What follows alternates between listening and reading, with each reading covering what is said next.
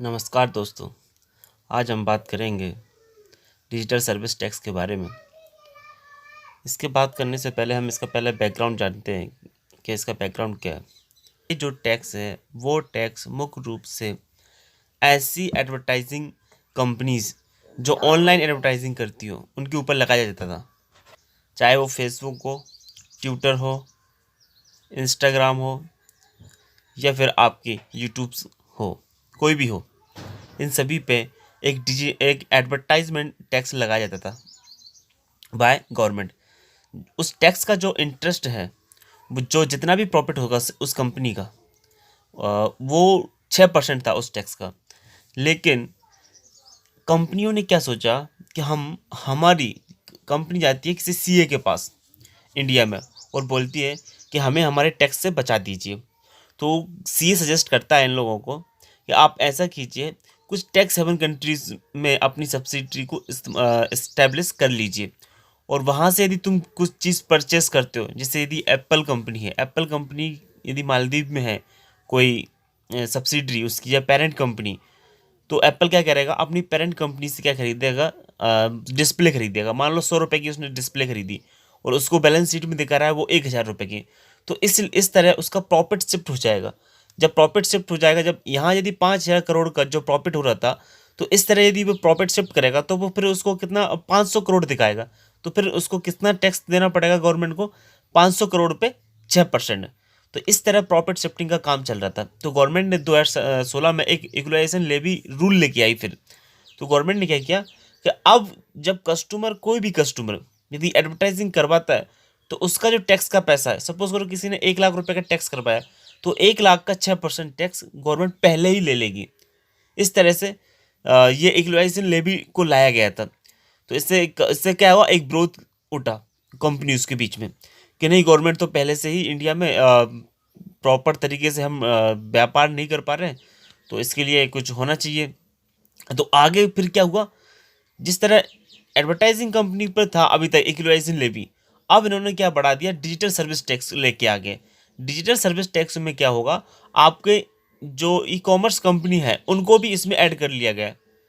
अब इन्होंने क्या बोला कि अब आप जो है, जो प्रॉफिट होगा वो प्रॉफिट के ऊपर नहीं, नहीं आप कस्टमर को पहले देना पड़ेगा। अब इन्होंने बोला कि आप जितना भी रिवेन्यू जनरेट करते हो ऑल ओवर द ईयर, तो ऑल ओवर द ईयर यदि आप एक साल में जितना भी रेवेन्यू जनरेट करोगे उसका 2% आपके ऊपर टैक्स लगेगा। तो ये जो टैक्स है, मुख्य रूप से मैं आपको बता दूं, कुछ चीज़ें इसमें ये भी है। जो कंपनियां हैं वो कंपनियां कहाँ की है, जितनी भी बड़ी बड़ी कंपनियां, चाहे ट्विटर हो, चाहे फेसबुक हो, चाहे आपका एप्पल हो, जितने भी हो, या फिर आपका अमेजन हो, ये सभी कहाँ बेस्ड कंपनियां हैं, यूएसए बेस्ड कंपनियां हैं। और गवर्नमेंट इनको इग्नोर भी नहीं कर सकती। क्यों नहीं कर सकती इग्नोर, क्योंकि जब कोविड के टाइम में गवर्नमेंट का कहीं से भी इनकम जनरेट नहीं होता, तो इनका जो बजट है इन कंपनियों का, वो बहुत ही अरबों खरबों में पहुंचता है। तो इनसे आसानी से गवर्नमेंट को एक इनकम जनरेट होती है, इसलिए इनके ऊपर टैक्स लगाना भी जरूरी हो रहा है। बिजनेस जब ये यहाँ करेंगे तो टैक्स तो देना पड़ेगा ना। तो इसलिए इनको रेवेन्यू पे जो अभी जो हाल में रेवेन्यू पे 2% जो टैक्स लगाया, उससे क्या होगा, यूएसए भी नाराज है, क्योंकि ये यूएसए बेस्ड कंपनी है, तो इनको डबल टैक्स देना पड़ रहा है आपको। एक तो एडवांटेज की बात करें तो the law prevent profit shift the countries from which the cross border digital companies.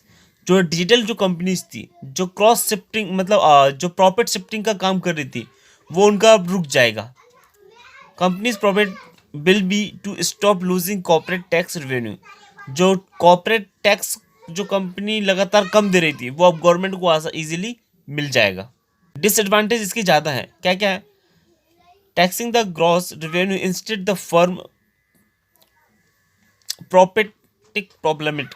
कहने का मतलब ये है, कोई यदि नई फर्म है, उसका जो रेवेन्यू होगा तो उसको तो लॉस होगा ना स्टार्टिंग में। यदि स्टार्टिंग में कोई नई फर्म लगी, यदि वो ज़्यादा टैक्स देगी और इसका रेवेन्यू इतना नहीं होगा, तो उसको तो लॉस होना ही है।